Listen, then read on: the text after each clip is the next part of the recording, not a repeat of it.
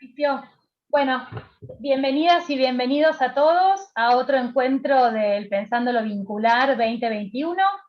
La mesa de hoy se llama Lo familiar y sus aconteceres en la diversidad. Deseo de hijo, deseo de familia, biología y aconteceres epocales. Presenta el taller Lo familiar, parentalidades en la diversidad, que pertenece al área científica de la APPG, y está coordinado por Diana Blumenthal y María Teresa Marín. Integrado por Patricia Embor, Elena Führer, Beatriz Hellman, Analía Goldín, Analía Pessel, Elba Wolfson y Silvia Steiner.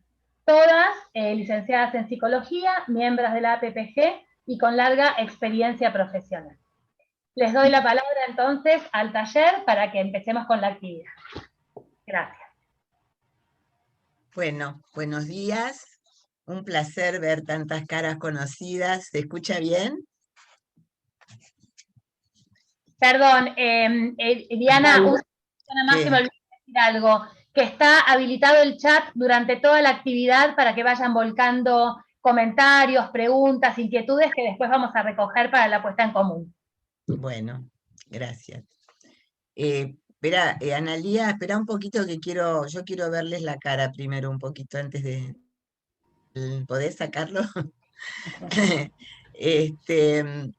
Quiero verlos porque veo muchas caras queridas, así que me gusta verlos un ratito y contarles que, bueno, que para nosotros es un gran placer poder transmitirles y compartir esta experiencia que hemos tenido durante 9 años trabajando en conjunto.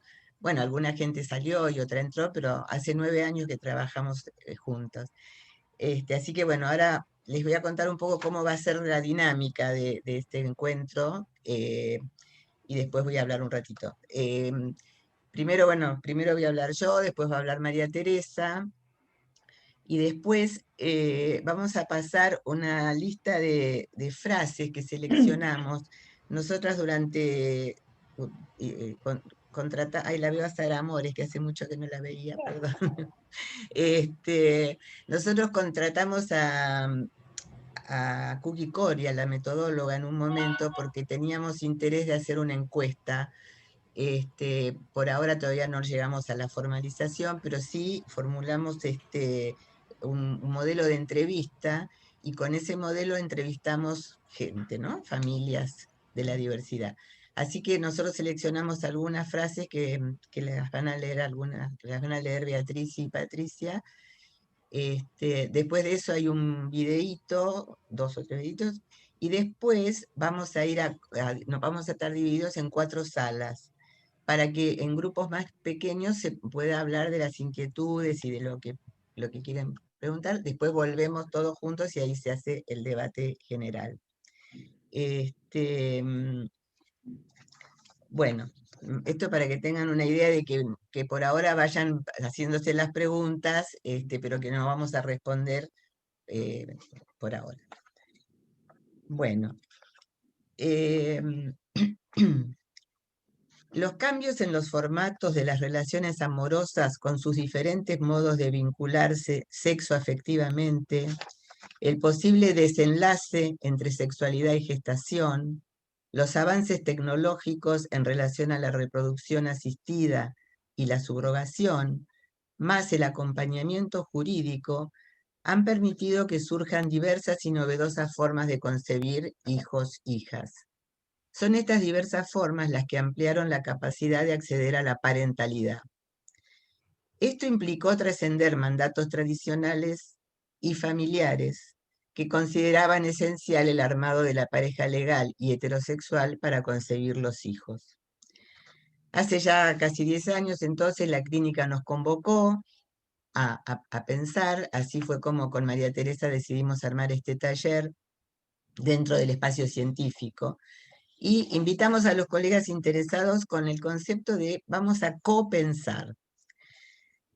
En estos años, tachando y volviendo a escribir, fuimos recursivamente de la clínica a la teoría y de la teoría a la clínica, escribimos mucho, presentamos trabajos en jornadas, en congresos, en la revista, y finalmente publicamos nuestro libro, que se llama, igual que el taller, Lo familiar, parentalidades en la diversidad. Esto lo presentamos a fines del 19, y después vino la pandemia.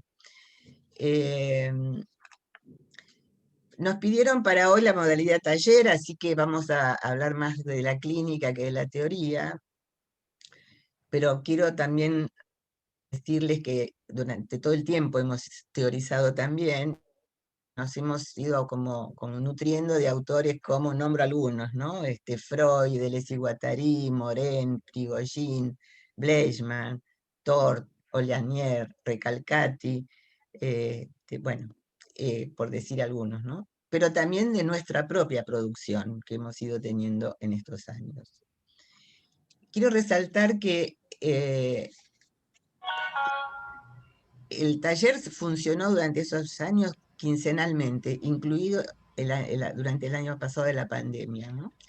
Y entonces contarles un poco qué es esto del copensar, ¿no? Que es una experiencia placentera y enriquecedora, que no significa homogeneizar, no somos todas iguales. Reconocer las diferencias nos permite valorar y alojar los aportes de cada uno y de los coordinadores sin necesidad de darles un lugar de superioridad. Lo pienso como un dispositivo en el que se entrama el dar y el recibir, se entrecruzan la teoría, la clínica, el atravesamiento epocal, las vicisitudes del ser analista hoy, las afectaciones, las implicaciones y, por qué no, también las satisfacciones. Vamos a compartir entonces algunas definiciones que fuimos creando, siempre entendidas como anclajes provisorios, pero necesarios para poder desde ahí pensar lo impensado, superar los prejuicios que nos atan a lo instituido.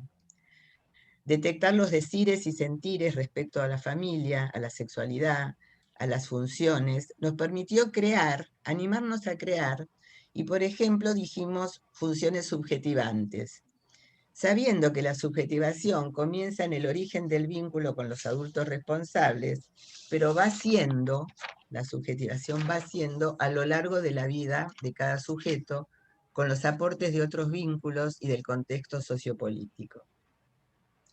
Cuando comenzamos a reunirnos, el deseo de hijo y el deseo de familia nos interrogaba. Nos preguntamos de qué familia hablamos, a qué llamamos familia. Los conceptos nos encorsetaban, nos volvían a lo binario de la modernidad, madre, padre, función materna, función paterna. Acá está Silvia Bleichmann en el recuerdo, ¿no?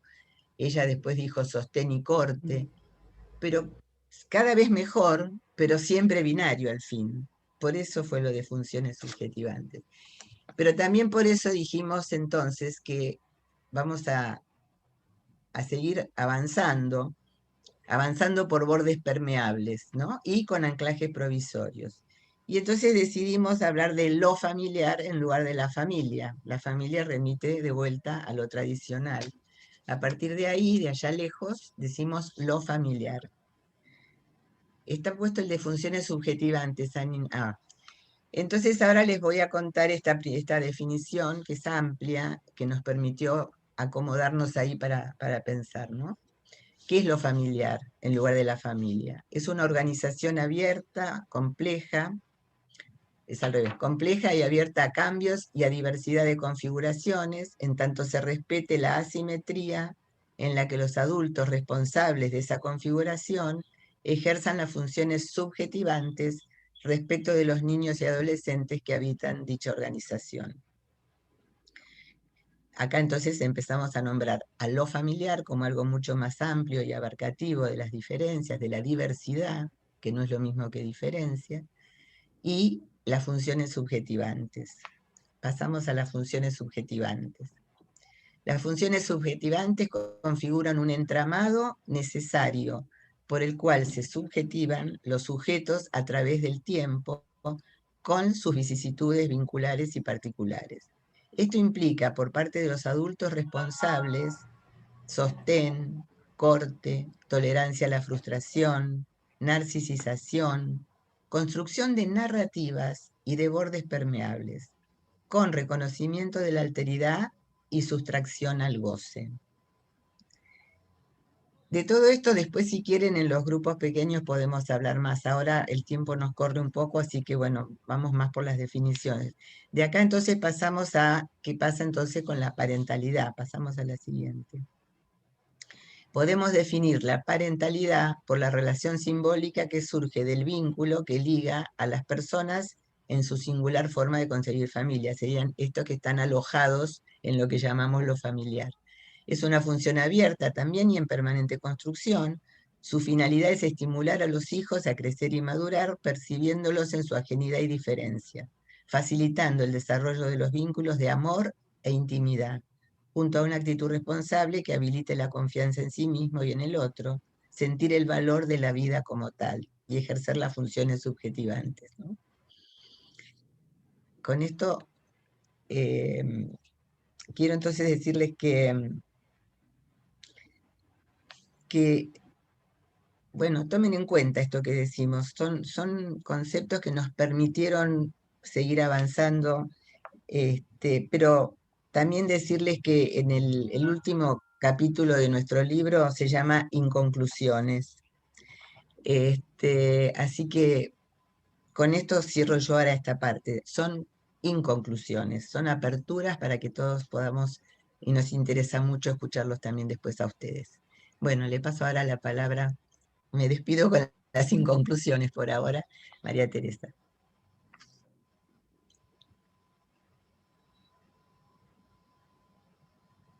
Bueno, buenos días a todos, un gusto compartir este espacio. Voy a tomar una parte, hay cosas que ya las ha ido mencionando Diana, así que voy a tomar una parte de cuestiones que hemos ido trabajando.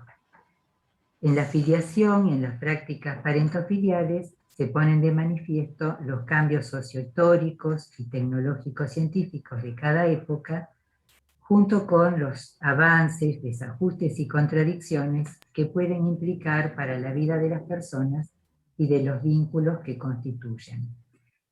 Forma parte de la experiencia contemporánea la diversidad de presentaciones de lo familiar.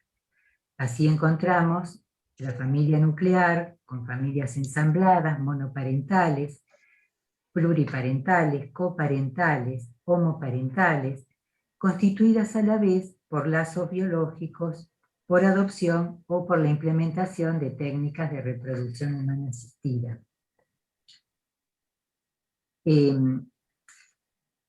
Algunas de las regulaciones jurídicas que rigen desde 2015 provienen también de los atravesamientos históricos, sociales, políticos, son derivados de nuevas perspectivas en los lazos familiares que enmarcan la crianza y el cuidado de los hijos con la denominación de responsabilidad parental. Coincidente con el cuidado alternado de los hijos si los padres se separan, por ejemplo.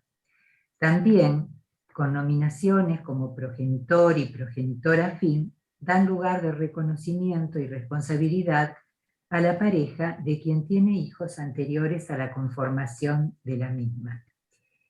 Por otra parte, los niños, niñas y adolescentes, cuando experimentan participar en lazos de reciprocidad afectiva, pueden encontrar formas creativas de nombrar esos vínculos. En relación con las técnicas de reproducción humana asistida, van mencionándose distintas participaciones.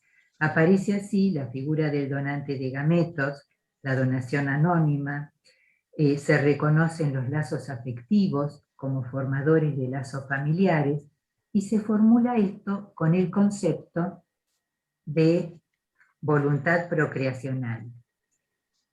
La misma se expresa por consentimientos previos, libre e informado, que debe renovarse cada vez que se recurre a gametos o embriones donados. Los niños nacidos de esta manera son hijos de quienes expresaron la voluntad procreacional. Cada una de estas formas de filiación, las tres reconocidas por el Código Civil actual, por naturaleza, adopción y por técnicas de reproducción humana asistida, tienen su singularidad, pero en las tres mencionadas, todos los hijos son iguales ante la ley.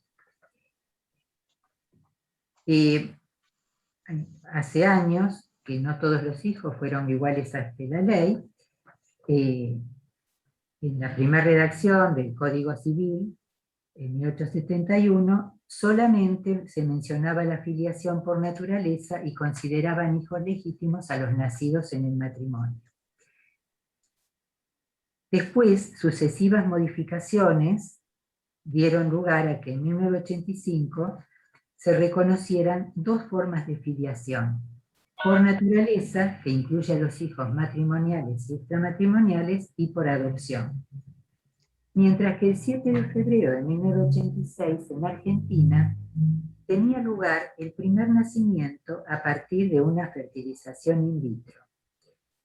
Esto fue precedido por el nacimiento a nivel mundial de Louis Brown en 1978 en Gran Bretaña y de Amandine en 1982 en Francia. Bueno, acá aparece el tema de la donación anónima, que tiene sus cuestiones como para ser trabajadas. En la misma hay datos que son no identificatorios, como los genéticos y los antecedentes vinculados con la salud. El nacido puede solicitarlos al centro de fertilidad donde se hizo el procedimiento a partir de los 18 años, de la misma forma que ocurre en los casos de adopción. Y hay datos identificatorios, como nombres o los datos familiares, que solo pueden solicitarse justificados por algún problema de salud o por un juez que lo autorice.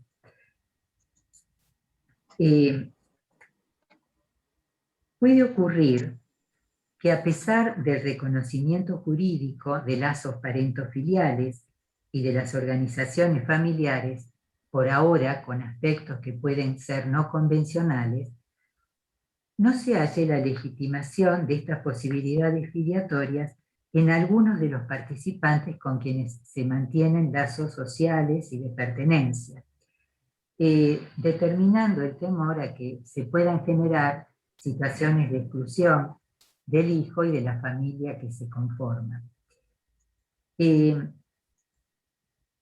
La fuerte incidencia del criterio biológico con relación a la filiación puede modelar las expresiones de familiares, amigos o profesionales consultados. Clara, esto es una parte de un material donde Clara, que está trabajando sobre las posibilidades de la ovodonación, comenta estar preocupada por el tema de la ovodonación. Dice: le conté a mi médica clínica y ella dijo que es mejor que adopte porque siempre la madre va a sentir que ese hijo no tiene sus genes. Clara también recuerda que en un medio televisivo se referían al donante de esperma como padre, mientras que en una reunión un familiar reproducía la misma idea. De última, el donante es el padre. Se trata de consideraciones que, guiadas por el desconocimiento o por la convicción, abrevan en un conjunto de imaginarios diversos y que coexisten. Son relatos que pueden aparecer en las consultas que nos convocan a preguntarnos, también por las metáforas que anidan en nuestro propio quehacer en las situaciones de la clínica, por los imaginarios que nos constituyen acerca de tener hijos, qué es lo que hace hijos, padres, qué da lugares de abuelos, tíos. Es decir, se trata de situaciones que transforman todos los lugares de la trama familiar, ante los cuales también nos encontramos con las interrogaciones que nos producen y que llevan justamente a abordarlas a través de un copensar.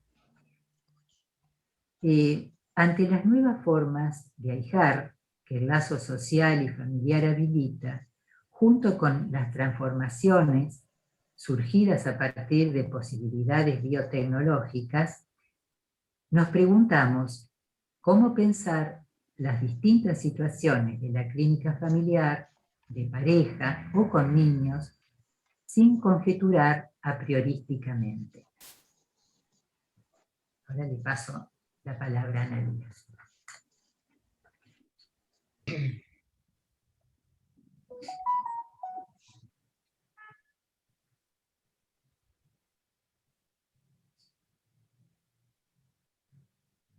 ¿Analía? No, yo no voy a hablar. Las chicas van a leer las frases, me parece, ¿no? Ah, vos lo vas a hacer. Sí, las vamos a leer en la medida que las coloquen. Ahí está. Bueno, vamos a ir leyendo algunas frases, porque la lectura de las viñetas hubiera sido muy extensa. Una familia monoparental. Va madre e hija caminando, la hija tiene 4 años. La niña se detiene ante una vidriera en la que hay un maniquí de un joven vestido con ropa masculina. La niña, muy contenta, le dice a su mamá: encontré a papá. Una pareja homoparental, 2 mujeres. Cuando nació Esmeralda, me trataban a veces en la calle, o algún taxista, como si fuera la abuela. Eso me enojaba. Tiene que ver con la estructura familiar que la gente tiene en la cabeza. Si ven 2 mujeres con un bebé y una es mayor, debe ser la abuela. Pareja heterosexual, en un tratamiento de fertilidad. Jorge dudaba de realizar el tratamiento, ya que temía a la manipulación genética. El médico, para tranquilizarlo, le dijo que no se preocupara, ya que la intervención era como tener sexo con una jeringa.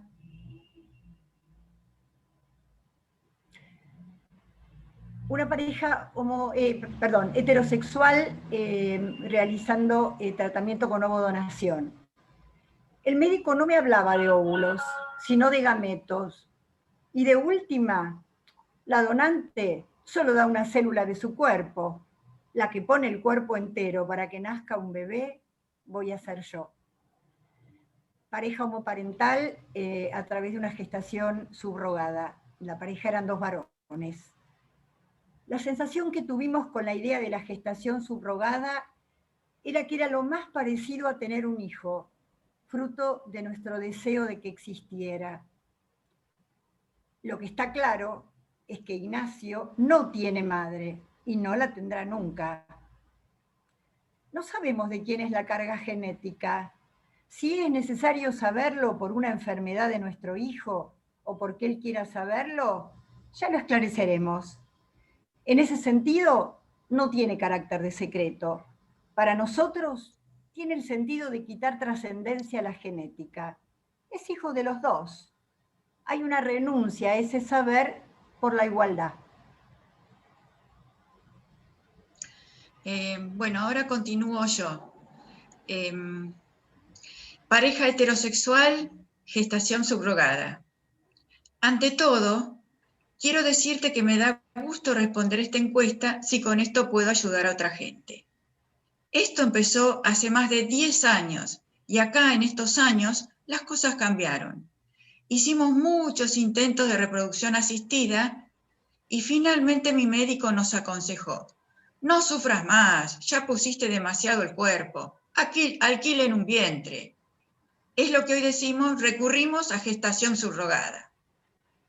Familia monoparental. El hijo le dice a la madre: ¿por qué no tengo papá? ¿Vos lo mataste? Otra familia monoparental. Fui a la transferencia con mi mamá y mi papá. Cuando mi hijo tenía 1 año, a mi mamá le decía ma, ahora le dice abuela.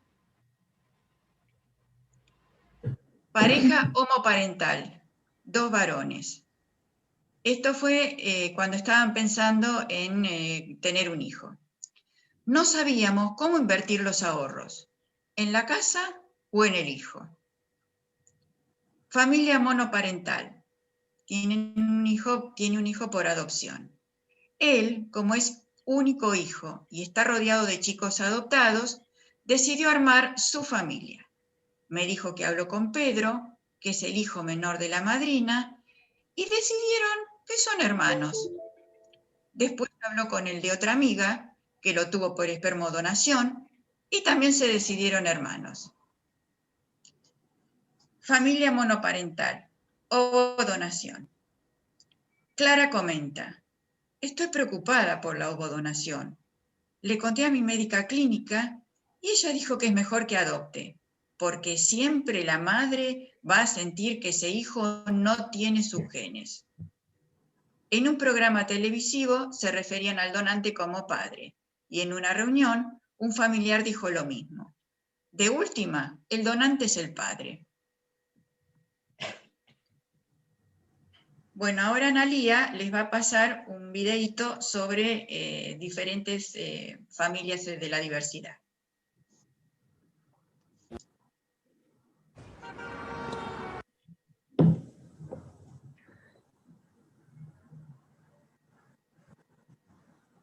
Perdón que se trabó el power, ya vuelvo, lo pongo un poquito para atrás.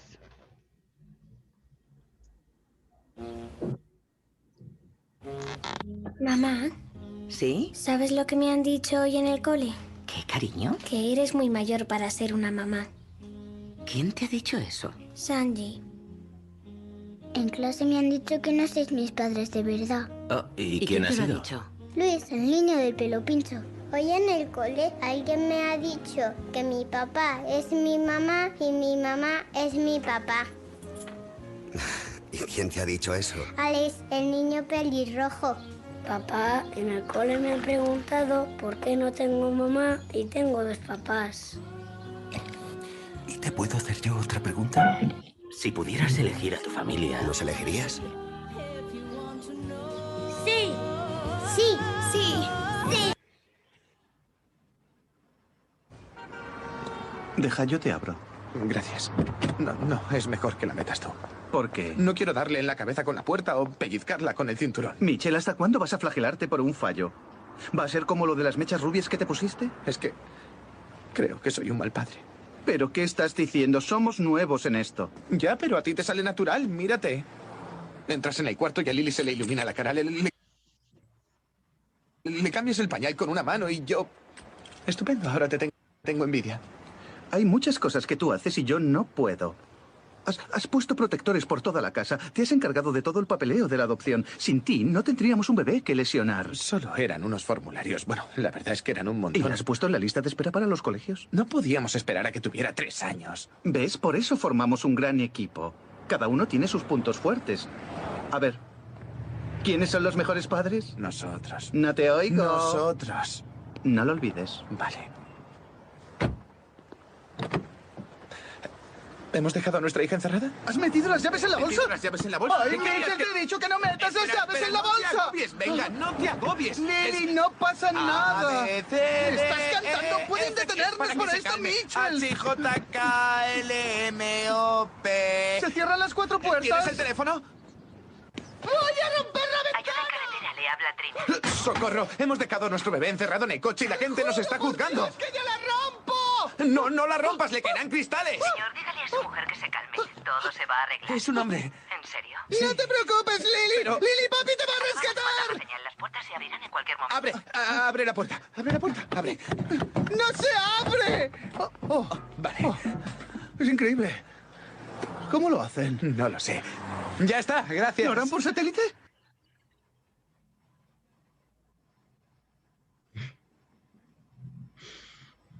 Bueno, ahora mágicamente vamos a pasar a las 4 salas y trabajaremos en las 4 salas. Analía, ¿vas a decir vos la pregunta? Ah, estás mutada. Sí, ahí va. Bueno, ahora la idea es que vayamos juntos a las salas para poder pensar qué resonancias nos despiertan lo que vimos y escuchamos, en qué estuvimos pensando, y poder compartir juntos estos materiales que estuvimos trabajando con ustedes. Si quieren ir comentando lo que pasaba con las chicas. sí, digamos, para ir abriendo por ahí, hacer un comentario de algo que se dijo en el grupo en relación a los videitos fundamentalmente, ¿no? A los videitos de los niños, acerca de que había una pregunta como diciendo, pero ¿realmente los niños de hoy se preguntan estas cosas o esto está pensado por adultos, ¿no? Poniendo en boca de los niños ese tipo de preguntas?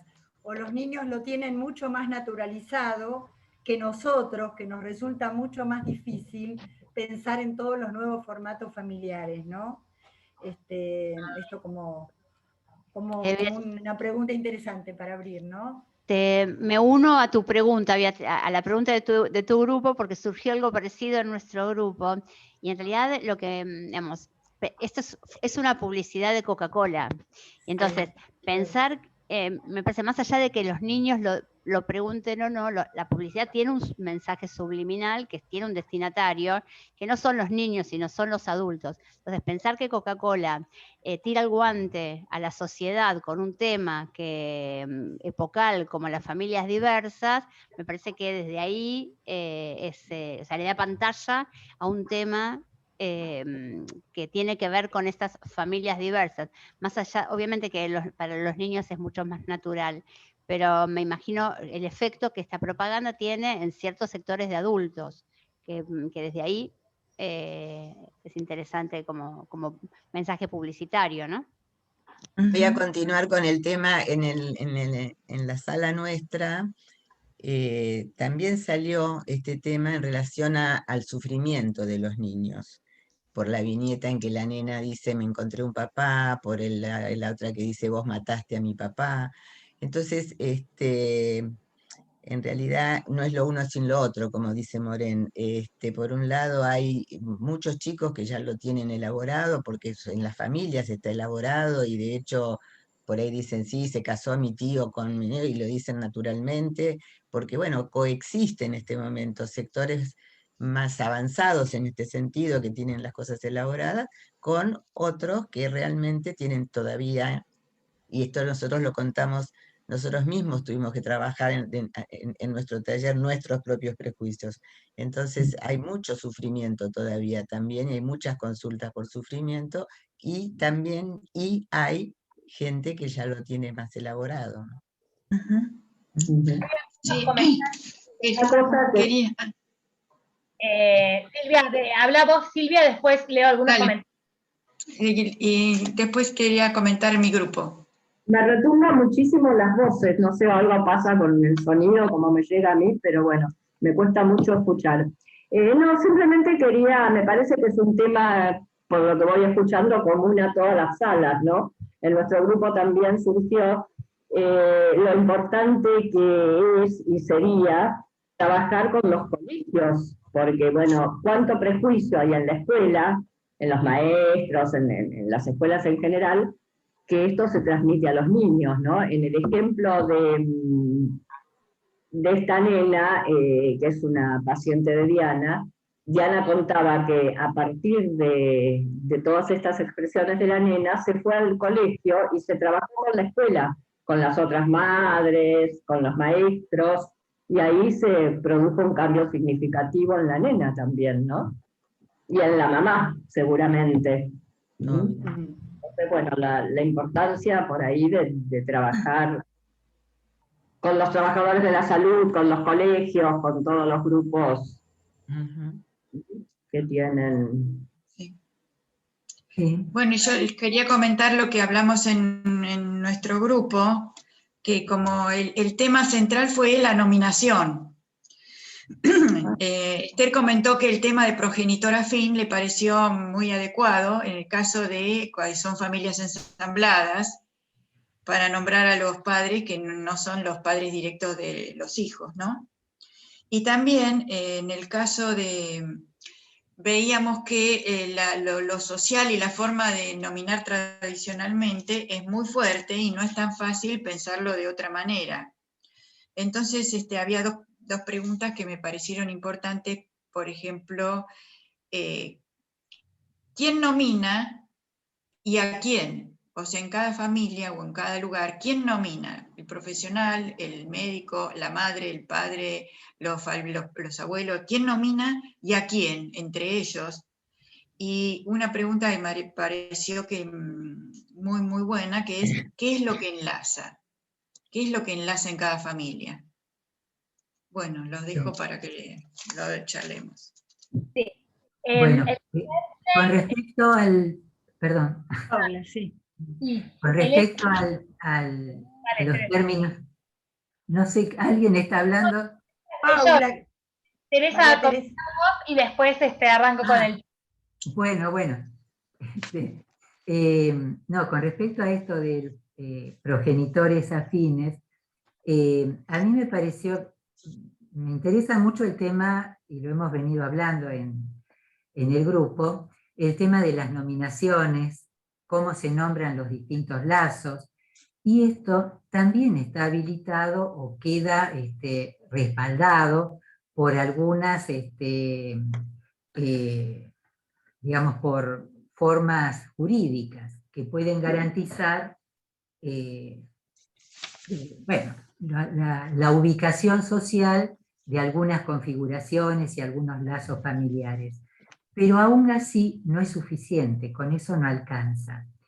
De hecho, por ejemplo, me pareció interesante que el término progenitor y progenitora afín había surgido después de que habían estado viendo cómo nombrar, en consideración de que no se trataba solamente de parejas heterosexuales, sino para dar ubicación también al otro de la pareja del mismo sexo, que puede ser el padre, la madre. Entonces, ¿cómo darle lugar con los hijos? Y ahí es donde surge el término progenitor y progenitora afín, porque se armaba lío si era madre y padre afín. Tal vez sean nombres que son relativos, que pueden ir cambiando con el tiempo, porque son nominaciones que testimonian momentos epocales. Pero sí es importante que haya una decisión o un propósito de darles nombre. Por un lado, el nombrar cierra. Por otro lado, también sitúa. Y sitúa, por ejemplo, los vínculos que los chicos pueden tener con la pareja del padre, de la madre, porque si no, generalmente solo son nombrados en términos de los vínculos que existen entre la pareja, y no en relación con los hijos. Me parece que empezar a nombrarlos puede derivar en que aparezcan otras nominaciones. Tal vez hay nominaciones que están vacantes, todavía no han aparecido, como la de algunas personas que participan o que intervienen en las situaciones de fertilidad asistida. Hay nombres que van surgiendo y que sitúan también en cuanto a los lazos familiares. Bueno, vos, Beatriz, querías decir algo. ¿Dónde está Paula? Paula está esperando, Paula.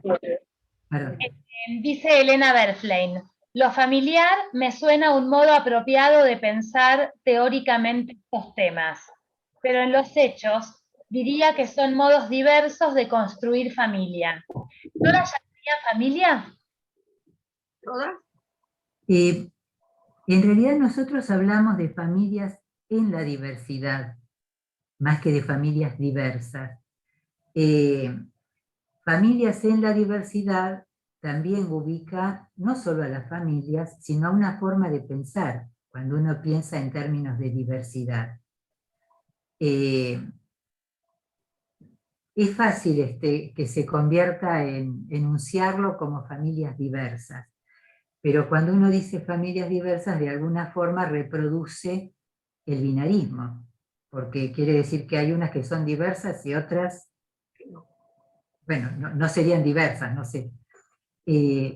Nosotros hablamos de familias en la diversidad a partir de haber pensado esto, y de ahí surgió el uso del neutro, de lo familiar, en lugar de hablar de familias.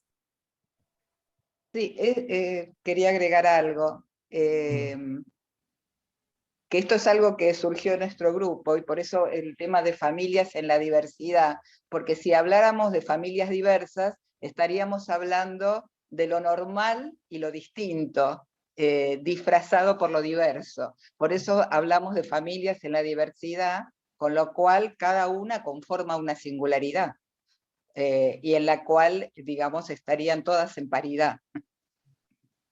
Pero además, para la pregunta de Elena, si todas son familias, y sí, justamente lo interesante es que sí, en la diversidad, porque no tienen que ser mamá, papá y 2 hijitos, al modelo que teníamos con Isidoro cuando empezamos a estudiar la familia, pero sí, un adulto con un niño arman una familia, digo así abstracto, ¿no? Un adulto, con un niño, también sí.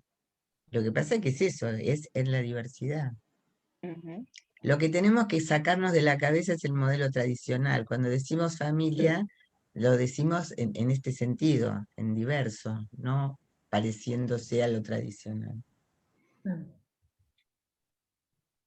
Dice Daniel Weisbrot, me parece que Coca-Cola no se quiere perder la venta en un nuevo público. Desconfío en el marketing de las empresas monopólicas. Daniel, soy un poco ingenua yo, creo en las buenas intenciones también. Dice Clara Stein, no pienso que los niños tengan naturalizado la diferencia de familia, y la pregunta por el origen sigue siendo la pregunta más tradicional. Luego, Rosana Bonilla dice, más allá de la configuración parental, me parece que todo es trabajable y todo puede ser explicado, contenido y alojado cuando están presentes las funciones subjetivantes. Cuando es difícil la asimetría, cuando los adultos no sostienen, no narcisizan, es donde cuesta encontrar esa narrativa para lo familiar y poder habilitar un tránsito sano por lo familiar. ¿Quién dice, ¿quién dice todo eso? Que me encantó. Bonilla. ¿Cómo? Rosana Bonilla es el nombre de la persona. Perfecto. Y diciendo, ejemplo, el choque que me generó la viñeta que preguntaba en qué invertir el dinero, en el niño o en la mudanza, no me acuerdo cómo era. Sí. Bueno, Leonel dice, también me impresionó eso, imagino que se referirá a esa misma viñeta. ¿Sigo leyendo o quieren hacer algún comentario? No, ¿Querés que explique la viñeta? A ver un poquito. Leo un poquito más y ahí va. Creo que el prejuicio binario, Cecilia Ruiz dice, creo que el prejuicio binario, mamá y papá, viene del lado de una memoria transgeneracional. La cultura se creó y desarrolló a partir de la unión entre el hombre y la mujer. Tal vez la pregunta de los niños venga también de esa memoria transgeneracional que llevará mucha más historia hacia adelante, desarmar y reconstruir. Eugenia Alm pregunta, ¿solo hablamos de familias si hay hijos? Hay que pensar, hijes en realidad, hay que pensar, insisto, en lo que enlaza subjetivamente para construir familias. Interesante. ¿Sigo? Sí, sí. No. Patricia quería decir algo. Yo puedo, quería explicar la viñeta donde dice que compramos la casa o tenemos hijos. Porque, bueno, esa entrevista la hice yo, es de una pareja de 2 hombres, están casados, y bueno, ellos me cuentan todo el proceso por el cual quieren tener hijos, averiguan, tienen que donar esperma y conseguir un vientre, una gestante. Y averiguan, y bueno, el lugar más seguro era en Estados Unidos, porque ahí, en ciertos estados, legalmente podían anotar el hijo a nombre de los dos, porque no en todos los lugares se puede. La cosa es que todo el proceso lleva mucho tiempo y mucha plata, porque se dona esperma y se hace un contrato legal. Todo siempre está firmado. Aparece la gestante, otro legal, y después cuando nace el hijo, bueno, también ellos se van como padres. y todo el proceso salía como $200.000. Entonces, la pregunta es real. Ellos dijeron, ¿qué hacemos? Dice, si tenemos hijos necesitamos una casa más grande. Entonces, al final era como una callejón sin salida para ellos. O el hijo o la casa. Y la cosa es, bueno, la verdad que impresiona porque parece, ellos donaron esperma y después eligieron el sexo de los hijos. Tienen mellizos, una nena y un nene. Todo elegido. No sé, es fuerte pensarlo, ¿no? Continúo leyendo el chat. Julia, no figura el apellido, cita a Silvia Bleichmar, dice que hablaba de familia cuando había al menos 2 generaciones, en la cual una cuida a la otra, ¿no? Eugenia Alm dice, cuando una pareja tiene, por ejemplo, dificultades reproductivas, está el deseo de hijo presente. ¿Acaso ya desde antes del nacimiento de ese niño no hay una conformación familiar antes del nacimiento, ¿no? Hasta ahí hay preguntas. Ese es un tema que alguna vez hablamos. Hasta hace un tiempo, de la parte de fechas la maneja mejor María Teresa, pero hasta hace unos años se consideraba familia solamente cuando tenían hijos. Cuando había hijos. Legalmente, si no, era pareja. O sea, la diferencia era, lo que hacía diferencia entre pareja y familia era que tuvieran hijos. En algún año, que después María Teresa va a decir, la ley habilita a que una pareja, ahí vendría para la respuesta de qué enlaza, ¿no? Una pareja enlazada amorosamente que deciden que son familia, pueden asumirse como familia, no hace falta que tengan hijos. No sé si te acordás, María Teresa, en qué año es eso. No, el año no me acuerdo, pero sí bueno. de las situaciones de la clínica, ¿no? Donde, por ejemplo, a mí me resulta muy interesante lo que está pasando con respecto a las parejas que deciden que no van a tener hijos, donde obviamente el tema de los hijos está presente, y forma parte de una decisión, aunque sea no tenerlos. Y que esta es una decisión que está legitimada, que tal vez en otras épocas no se veía tan fácilmente. Porque para sentir que habían logrado el vínculo, tenía que haber hijos también. Esto coexiste con las parejas que buscan, que tratan de tener hijos, que aún en el caso de tener dificultades, insisten. Y también lo otro que a mí me ha llamado la atención son, estoy pensando por ejemplo en alguna pareja treintañera que estaban con una cantidad de proyectos de todo tipo, laborales, de viajes, se sentían muy bien así como estaban, a la vez veían los líos que se les armaban a algunas parejas que tenían hijos, con los hijos tratando de llevar adelante trabajo, profesiones, bueno. Ellos estaban bien así, pero también querían tener hijos y el planteo era qué pasaba si lo posponían demasiado y después ya se convertía en algo muy difícil de lograr. Bueno, en algunos casos esto da lugar a que después sea difícil de lograr. Conozco un caso en el que, bueno, sí, decidieron llevar adelante un embarazo, pero también coexistían una cantidad de proyectos personales y de pareja que de haber podido posponerlo, hubieran pospuesto la búsqueda de un hijo. Había una pregunta recién ahí con respecto al deseo de hijo, ¿no, Paula? Sí. Dale, sí. Decía, creo que es esta, cuando una pareja tiene, por ejemplo, dificultades reproductivas, está el deseo de hijo presente. ¿Acaso ya desde antes del nacimiento de ese niño no hay una conformación familiar? era en relación a esto de la conformación familiar, ¿no? Mm.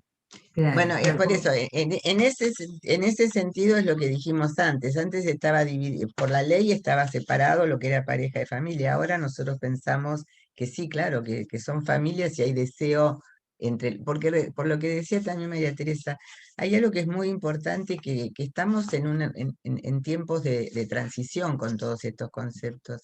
Entonces pasa esto y pasa lo otro, digamos, ¿no? Y los mandatos todavía en algunos tienen mucho más peso que en otros. Esas parejas que no saben si quieren o no quieren, ahí hay que trabajar cuánto es deseo de ellos y cuántos son todavía el peso de los mandatos. Hay un caso que yo cuento mucho en docencia, que es una familia que por tratamiento tuvieron mellizos. Y ahí, por un lado, estaría esto del lugar que tienen los tratamientos y cómo entonces, en ese caso particular, los médicos les decían, no, pero no tengan dudas, cuando tengan los chicos en brazos se les van a ir todos los miedos. Esto en relación a lo que veníamos hablando de cuál es el lugar de los profesionales en todo esto. Pero por otro lado, esta mujer dijo que nunca lo iba a saber su madre, porque si la madre se enteraba que habían tenido que recurrir a ovodonación, se moría, la madre de ella se moría, ¿no? Así que bueno, estamos en pleno camino de elaboración y hay avances y retrocesos. Eso. Lo del deseo de hijo quedó también como una pregunta, pero no sé a qué se refiere, si quiere desplegarlo un poquito más. Leo un poquito más el chat. Dice Beatriz Iskovich, retomando el tema de la subrogación de vientre, hay muchas elecciones. Además de que la pareja elige como si fuese un book, también quien subroga elige a quién le subroga o no su vientre. Marina, ¿querés decir algo? Estás muteada de todas maneras. Marina, desmutate. No sé si lo tiene que hacer Patricio. No sé si ella, que no está dentro de las presentadoras. Le solicito que desactive el audio. A ver.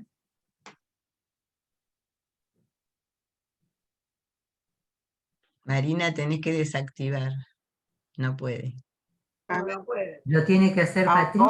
Ahora, ahí está, ahí está. Ahora sí, ahora sí. Ahora sí. No, ahí está. No, me pareció muy, muy interesante el ejemplo que traía Diana recién, en relación a que la paciente no se lo iba a contar a su mamá, porque si no, la mamá se moría.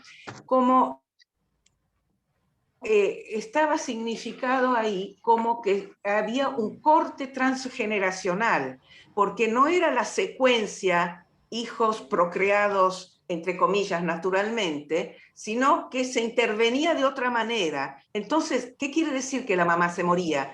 La familia, la secuencia familiar se cortaba. Es muy interesante esto, ¿no? Todo lo transgeneracional que está presente. Y relacionado con lo que decían antes, que Silvia Bleichmann decía que familia es cuando hay dos generaciones, una que cuida a la otra. Pero creo que la generación de los supuestos abuelos tiene mucho peso también. Y este ejemplo que das vos, Diana, es muy claro.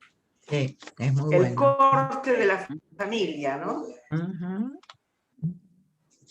Mira. Bueno, y el peso de lo biológico. Sí. También. Y lo genético. Yo recuerdo un caso, una paciente que pensaba hacer ovodonación y quería, su proyecto era, bueno, el día que su hijo pudiera ir entendiendo y pudiera comunicárselo, ir contándole cómo había sido su nacimiento. Y la madre de esta paciente le decía que para qué lo iba a hacer, si no era necesario. Es decir, el proyecto de quien estaba considerando la posibilidad de ovodonación era poder hablarlo, ir contándole al hijo cómo lo habían concebido, cómo había sido. Pero la mamá de ella consideraba que no era necesario que lo contase. Yo quería decir algo para que no quiero que perdamos de vista en relación al lenguaje. Por favor, no digamos más vientre subrogado, es gestación subrogada. Son de estas cosas que todavía vamos y venimos, pero que hablando de lo simbólico y lo real, ¿no? El vientre que pone la mujer no es lo mismo que una gestación subrogada, ¿no? Si bien hay mucho comercio también en el medio, que alguien lo mencionó, pero no siempre. ¿Y continúo con el chat un poquito? Sí, dale, dale. Dice Silvia Bleichmar, revisita el Edipo e invierte los términos. No se trata del amor del niño por sus padres, sino de la necesidad que el adulto renuncie al cuerpo sexuado de sus hijos. Claro, es perfecto. que lo familiar podría definirse desde la transmisión de contenidos entre generaciones. Noemí García Areda dice, me gustaría que toquemos el tema de deseo de hijo, eso que quedó ahí pendiente hace un ratito. Silvia Dorfman, atiendo algunas parejas donde el tema de deseo de hijo se dificulta por la cuestión del ocuparse equitativamente el padre y la madre. Aparece ahí la lucha. Gabriela Montado, me pregunto por dónde habría necesidad y deseo de denominarse familia y por qué no seguir pensándose como pareja, salvo en el caso que estén a la búsqueda de un hijo.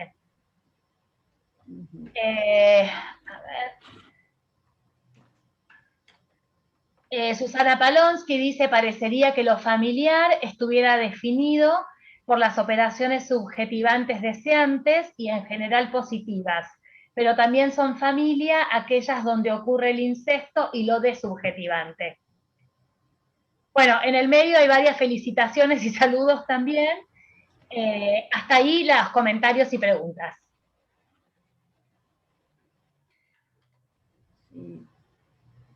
Les damos la palabra de vuelta a las presentadoras.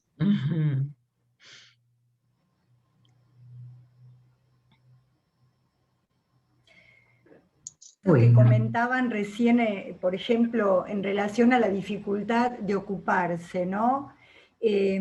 Cuando es todo un tema, ¿no? En la clínica, porque yo pensaba, a veces cuando tenemos la posibilidad de poder trabajar previamente con las parejas o las personas que quieren adoptar o que van a recurrir a algún tratamiento de fertilización asistida, bueno, y uno dice, excelente, vamos a poder trabajar anticipatoriamente, ¿no? Vamos a poder hablar de muchas cosas y suponemos que todo eso va a favorecer después la crianza, sin pensarlo ingenuamente, que por supuesto la historia personal de cada uno de los que están implicados en ese proyecto va a hacer lo suyo, ¿no? Pero a veces uno se sorprende, ¿no? Y me hizo acordar Silvia cuando decía esto de los que no se pueden ocupar, porque a mí me pasa, por ejemplo, ¿no? Al trabajar con parejas o con personas muy deseosas de poder ser padres o madres, y de pronto sorprenden en algún momento en la crianza con dificultades impensadas, ¿no? Parejas que de pronto compiten abiertamente porque yo no dormía la noche, porque yo le vi la teta todo el tiempo, porque vos dormiste y a la mañana, sí, pero en un nivel incluso muy alto de competitividad, y no debo ser la única, seguramente, que asiste a este tipo de situaciones en la clínica, ¿no? Pero lo decía como, a veces, como sorprende cuando uno trabaja previamente y hay, bueno, tantas cosas que uno no puede ni anticipar, ni imaginarse, y que bueno, que después se van a ir desplegando en la crianza y va a ser un nuevo momento para acompañar esas dificultades en la crianza, ¿no?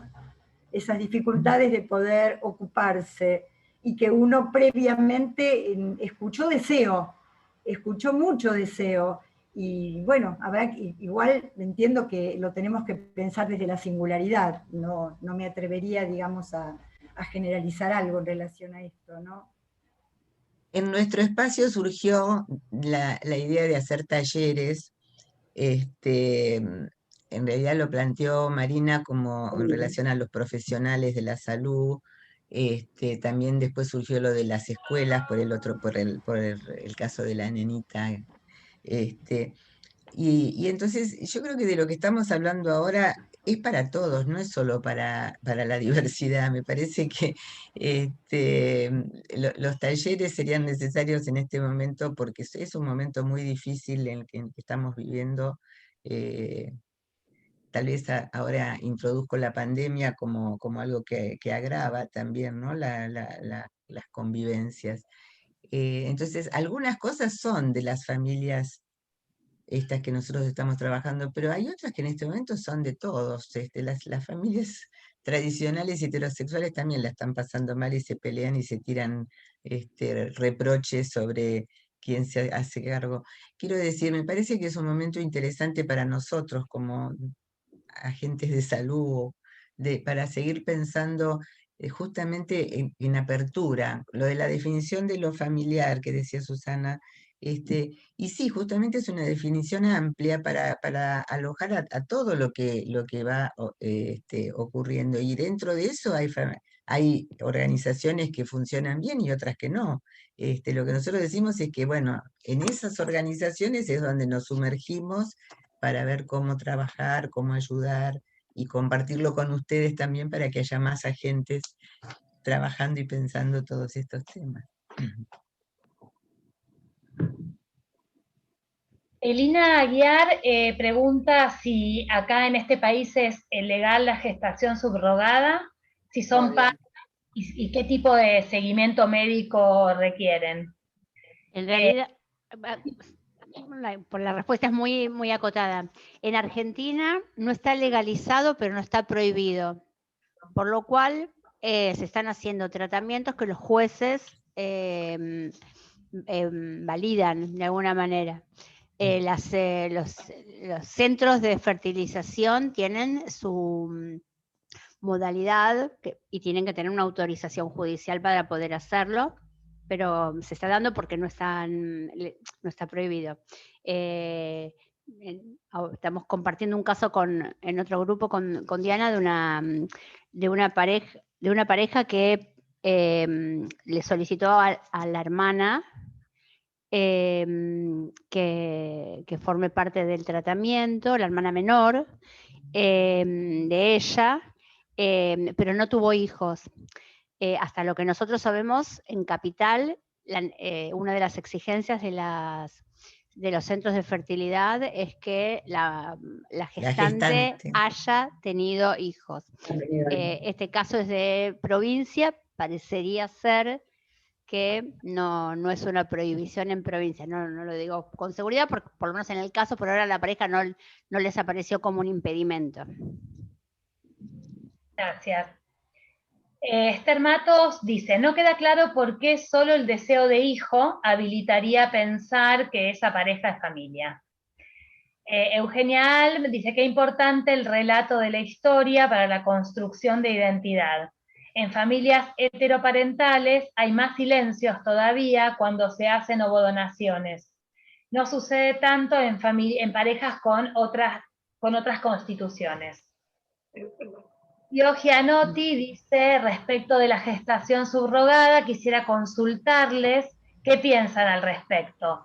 Por parte de los feminismos se cuestiona como una mercantilización de los cuerpos de las mujeres al servicio del capitalismo, donde un hijo pasaría a ser una mercancía y la mujer una suerte de incubadora.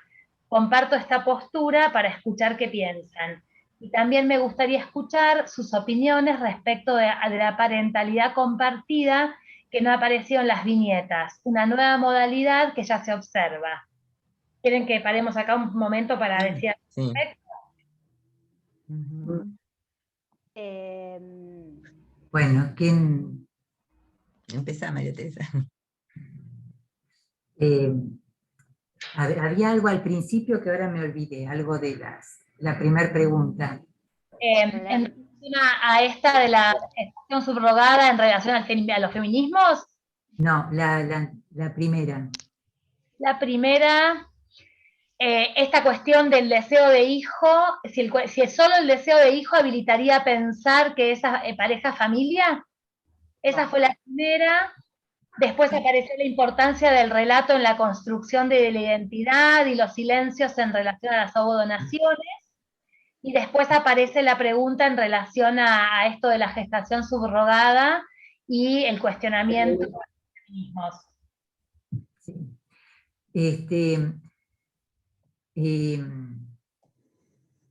Sí, no me queda muy clara la pregunta del deseo, si solo el deseo, no me queda muy clara cuál es la pregunta ahí. Lo que pasa es que a mí me parece que en ese sentido nosotros no lo dijimos así, ¿no? Lo que nosotros decimos es que actualmente la pareja, aunque no tenga hijos, puede ser considerada familia. Y ahí no estamos hablando del deseo de hijo, estamos diciendo que si la pareja tiene un lazo amoroso suficiente y deciden que son familia, la ley lo permite. Después viene aparte si quieren o no tener hijos. Creo que estamos justamente avalando que pueden ser familia aunque no tengan hijos. Eso sería con respecto a esa pregunta. Claro, y con respecto a esto de las narrativas, lo que se cuenta y lo que no, ahí creo que interviene también qué es lo que se legitima en cada época, como para que sea posible contar. Por ejemplo, Cyrulnik hablaba de la necesidad de que haya una coherencia narrativa entre lo que un chico, él se refería, en realidad hablaba de experiencias de él cuando niño, entonces decía que era necesaria una coherencia narrativa entre lo que ese chico podía contar acerca de su historia, de las cosas que le pasan o lo que le ocurrió, y el ámbito en el que iba a poder contarlas. Si no podía ser recibido eso de lo que necesitaba hablar o quería transmitir, ese chico tampoco lo iba a contar. Cosa que también lo vemos cuando entre los padres de un niño establecen una situación de secreto con respecto a su nacimiento, a la forma en que ha sido concebido, algún aspecto en relación con su nacimiento. Es muy probable que esos chicos no pregunten. No preguntan porque perciben a través de, aunque los padres no les hayan prohibido preguntar, pero sí perciben a través de lo gestual, de silencio, si se acerca y bueno, dejan de hablar de algo de lo que estaban hablando, sí perciben que hay algunas cosas acerca de las cuales no se puede hablar o no se puede preguntar. A veces es porque hay un deseo o una intención de parte de los padres de ocultar algo, y otras veces es porque no saben tampoco cómo abordar un tema.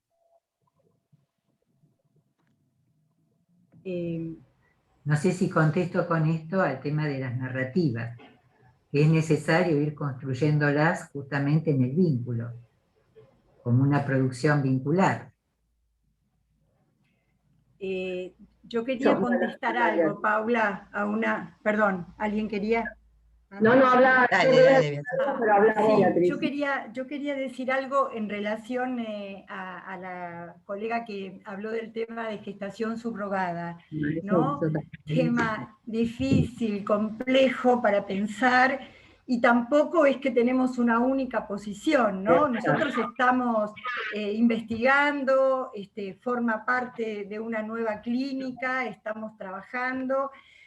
Yo en lo personal coincido, y la verdad que cuando lo pienso, sí, creo que sí, que estamos hablando de una mercantilización del cuerpo de la mujer, pero es parte también de la clínica, digamos, con la que estamos trabajando. Digo eso, ¿no? Porque me parece que son como como dos cosas, no podemos perder de vista una, pero también digo, bueno, pero cuando alguien nos consulta con una determinada situación, bueno, veremos qué les pasa, de qué se trata, qué necesitan. Pero quería comentar algo en relación a lo de cómo será este tema, pensaba, no tan difícil, a pesar de la sociedad capitalista en la que vivimos, pero cómo hay necesidad de disfrazarlo, ¿no? Porque hace un tiempo estuve en un vivo en Instagram de una institución que trabaja con gestación subrogada, pero lo llamaban gestación solidaria, ¿no? Era gestación solidaria. Y claro, habían cambiado totalmente el concepto, pero bueno, se hablaba exclusivamente de la persona que hace el aporte, digamos, de su útero y hace una gestación, digamos, y lleva un bebé en su útero, aportando, ayudando solidariamente con otra persona, y no se hablaba de dinero, se hablaba de solidaridad.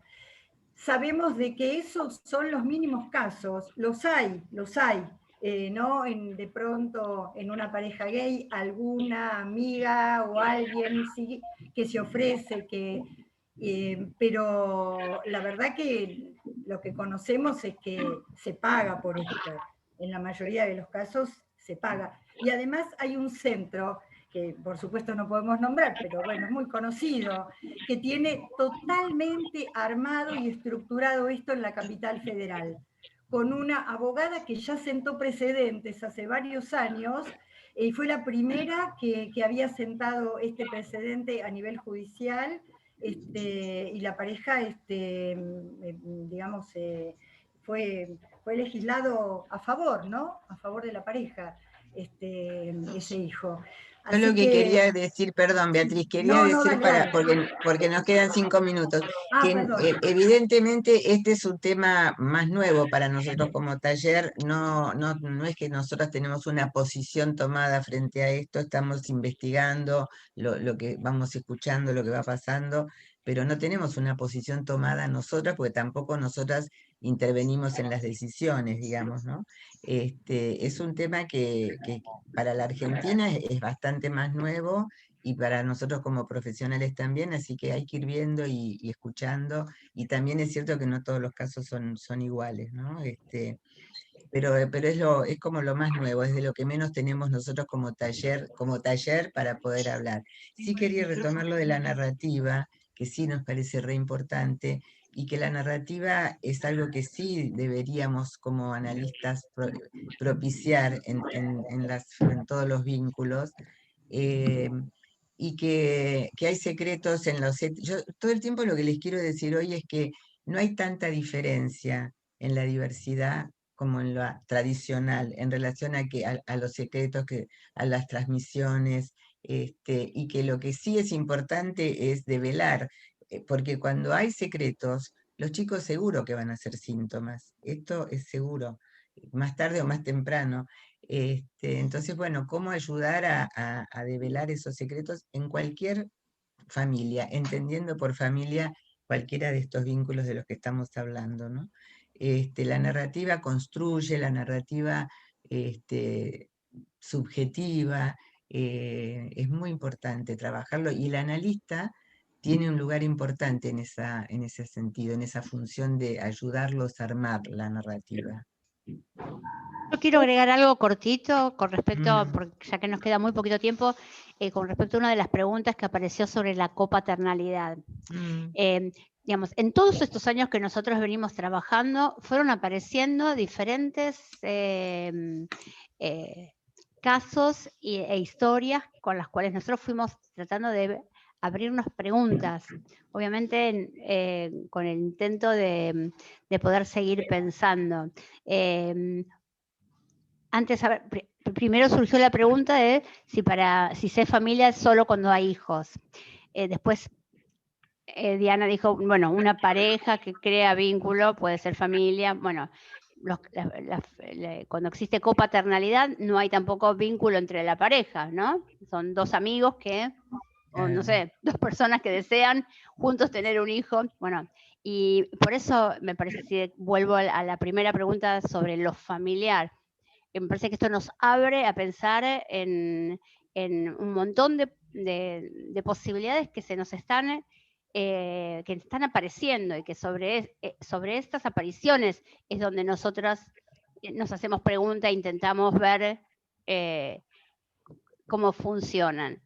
Yo creo en particular que cuando hay amor de por medio y cuando hay, recién Susana en el chat también hablaba sobre las familias cosanguíneas y tradicionales que se lastiman entre sí, o sea que no garantiza la positividad, los sentimientos positivos o algo así.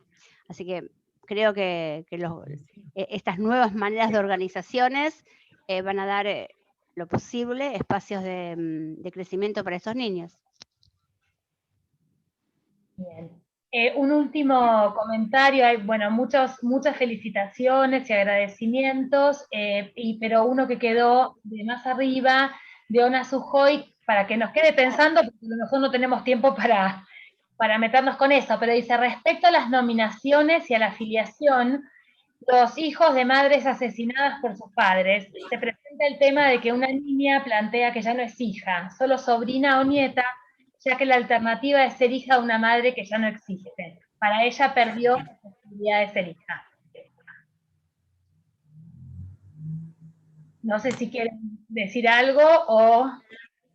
Bueno, me parece que ahí hace falta trabajarlo, elaborarlo. Por supuesto que hay madre y que sí es hija de esa madre asesinada, pero acá alguien dijo antes que agradecía este espacio justamente para que nos permitamos preguntarnos y pensar y no juzgar por adelantado, ¿no? Por eso hace un rato con respecto a la subrogación, nosotros no juzgamos por ahora, estamos tratando de entender y de ver cómo podemos ayudar al sufrimiento, digamos, en principio, ¿no? Y alentar la vida, en este caso me parece terrible que piense que no tiene mamá, tiene una mamá muerta, asesinada, y tendrá que ver cómo lo elabora, pero madre tiene. Claro, claro. Forma parte de la elaboración. Claro. Bueno, muchísimas gracias a todo el equipo, muy interesante el encuentro. Bueno, estaba lleno de agradecimientos también en el chat, pero lo hacemos para ustedes.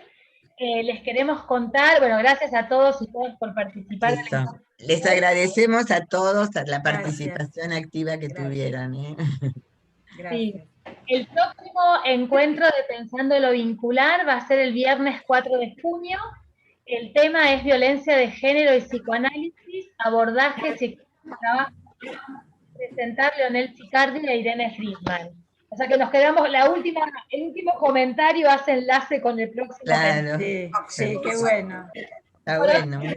Muy bien. Hay algunas otras actividades que inician la semana que viene, entre esta semana y la próxima, en la asociación, un seminario breve de Paula Cecilia, Cuerpo, Subjetividad y Tecnologías Digitales, que inicia el 2 de junio. Seminario taller, experiencias de subjetivación en pandemia, a cargo de Osvaldo Bonano, Raquel Polo y Graciela Ventrí, que inicia el viernes que viene, el 5 de mayo, y va a ser todos los jueves hasta fin de año.